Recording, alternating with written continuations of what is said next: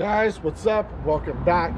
Today is just a quick follow-up on a review we did a couple weeks ago on the HydroSpin ceramic spray for your wheels that we did on our Porche Cayenne. So today what we're gonna do is we're just gonna see how easy it is to pressure wash wheels if the brake dust comes off easily or not. We put a few hundred miles on the Cayenne doing some highway city driving in rain and sunny weather. So let's go ahead and get to the follow-up.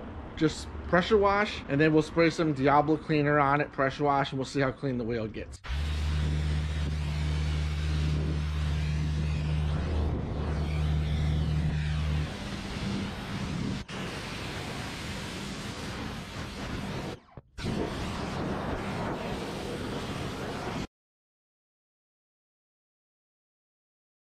As you can see, there's still quite a bit of brake debris on the wheels.